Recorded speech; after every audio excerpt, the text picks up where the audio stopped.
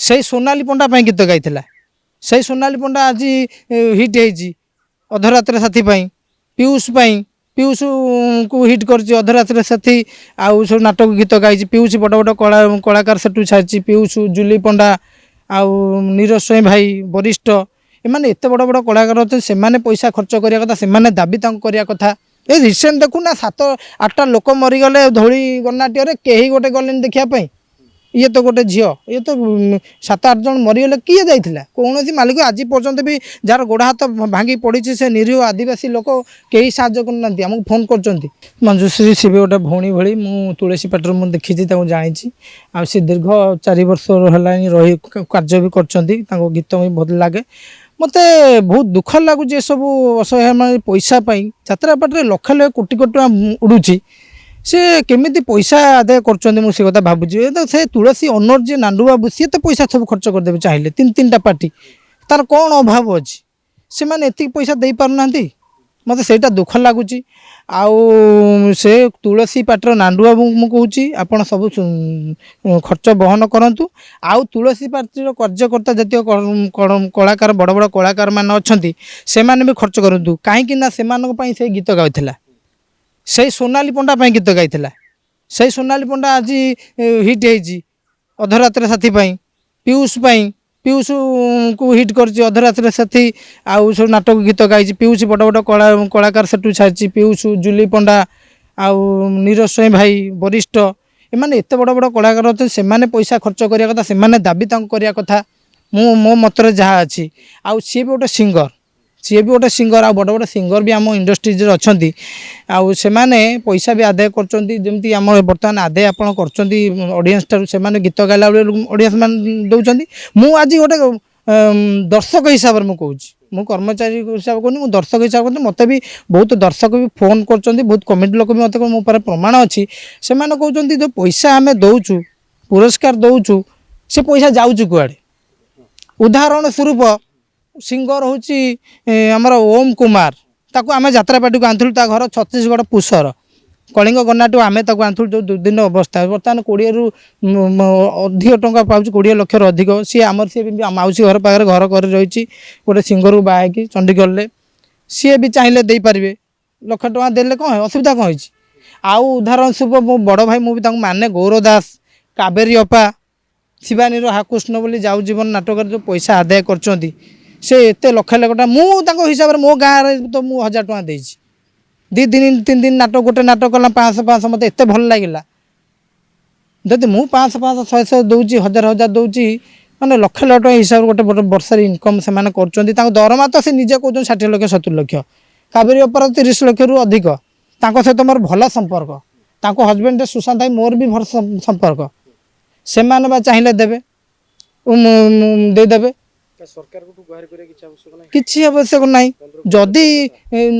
एमाने कहीं न दियंते ताले सरकार को आवश्यक अच्छी मु मानुची समस्तर भौणी ये दुर्दिन अवस्था समस्त भी एटा साहाय्य करवा दरकार सी जहाँ भी होता ना ना कि कहीं सी खाली पेटर जो गीत गाइबा जो कष्ट ये कर राति जाए देहरे किडनी फेल हो 2-2टी तेणुक जार कम कर जार से थे जो पार्टी से मैंने ही एटा दायित्व ये करने कथा मो जहाँ दर्शक मैंने कहते मोर सांगसाथी समेत कहते मो मतर भी मुझे भाई कथा ओडिशार बड़ ए क्लास पार्टी पाखा 30टा अछि सब पार्टी 50,000 कलेक्शन आराम से हो कोटी टंका 50 लाख कोटी टंका बाहर बड़ बड़ कलाकार जो मैंने अच्छा गौरव दास ठू आरंभ कर आम पीयूष भाई काना भाई टिकी भाई सुभाष भाई ये बड़ बड़ कलाकार जो मैंने अच्छा बापी पंडा नना सी भी लड़ुंट मुझे देखिली मत बहुत भल लगे बापी पंडा मोर बहुत भल संपर्क भी अच्छी आपड़ जानी ना बापी पंडार मोर दीर्घ 10-15 वर्ष संपर्क गोटे बहुत बड़ केस होता आम समाधान करूँ कलिंग गन्नाट्यर गोटे केस होता आम बापी नना मु टिकिना शुभेन्दु भाई टिकिना आम समाधान करूँ बापी नना लड़ुंट से भलसे कहतु दाबी रखु मालिक संघ जो अच्छा से भी एटा गुरुत्वर सह नहीं एटा भल करूँ कहीं सी आज तुलसी पाटे अच्छी काली भल हो सूर्य मंदिर जीव कलिंग जीव सब पार्टी की जापर तेणुक मालिक मैंने भी एटा गुरुत्वर सह नहीं जब पैसा दे दिंते लक्ष लक्ष आराम से भल हो जाता କିଛି ନୁହେଁ ପଇସା କୋଟି କୋଟି ଟଙ୍କା ଲକ୍ଷ ଲକ୍ଷ ଟଙ୍କା ଉଡୁଛି କ'ଣ ଗୋଟେ ଝିଅ ପାଇଁ ଦେବା କ'ଣ ଅଛି ଅସୁବିଧା ନାହିଁ। କର୍ମଚାରୀ ମହାସଂଘ ତରଫରୁ କିଛି ସାହାଯ୍ୟ ନିହାତି ଦିଆହେଇଛି। ଆମ ବି କର୍ମଚାରୀ ଆମ ଗ୍ରୁପରେ ପକା ହେଇଛି କାହିଁକିନା ଆମେ 8-10 ହଜାର ଦରମା ପାଉଛୁ। ଆମ ଦରମା ପାଇଲେ ଆମେ ସମସ୍ତେ ଏକାଠି ବସି ଯେଉଁ 20-30 ହଜାର ହେବ ତାଙ୍କୁ ନେଇକି ହସ୍ପିଟାଲରେ ଦେଇକି ଆମେ ଆସିବୁ। ଆମେ କଥା ହେଇଛୁ ଏ ବିଷୟରେ, ଯଦି କେହି ନଦେବେ ଆମେ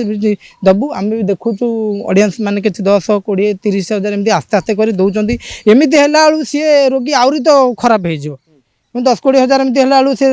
ଜଲ୍ଦି ଅପରେସନ୍ ହେବା କହୁଛନ୍ତି। ଗୋଟେ କ୍ୟାମ୍ପରୁ ଗୋଟେ ପାର୍ଟିରୁ 10-20 ହଜାର ଇନକମ୍ ହୁଏ, ତାହେଲେ ତ ଗୋଟେ ରାତିରେ କେତେଟା ପାର୍ଟି ଓଡ଼ିଶାରେ ପଡୁଛି? ପାଖାପାଖି 50 ଛୋଟ ବଡ଼ ହେଇକି 50 ପାର୍ଟି ତାହେଲେ ତ ହେଇଯିବ ନା 2-3 ଦିନରେ। କାହିଁକି ଏତେ ମନ ଦଉନାହାନ୍ତି ସେ ପ୍ରତି? କାହିଁକି ଦଉନାହାନ୍ତି ମୁଁ ତ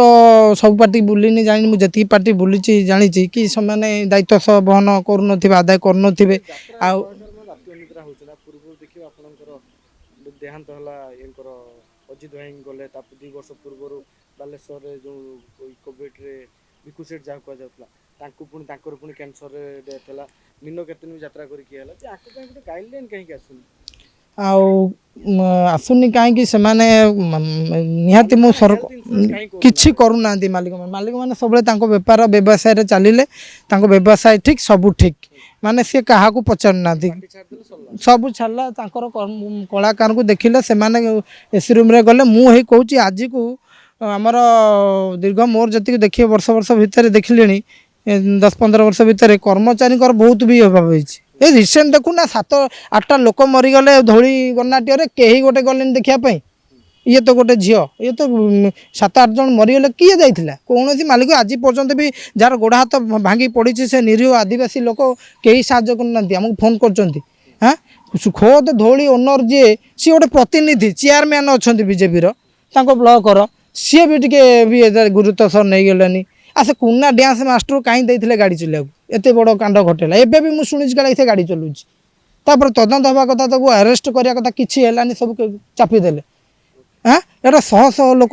ଆକ୍ସିଡେଣ୍ଟ ହେଉଛନ୍ତି, ମରିଯାଉଛନ୍ତି, ରୋଗ ହେଉଛି। ଏବେ ବି ବହୁତ ମନୁ ବୋଲି ପିଲାଟା ଗୋଟେ କରେଣ୍ଟ ଖାଇ ପଡ଼ିଗଲା ତଳେ, ଏବେ ବି ଏଞ୍ଜର୍ଡ ହେଇକି ପଡ଼ିଛି ଘରେ। ସେ କିଛି କାମଧନ୍ଦା କରିପାରୁନି। ଏଇଟା ଗୁରୁତର ସହ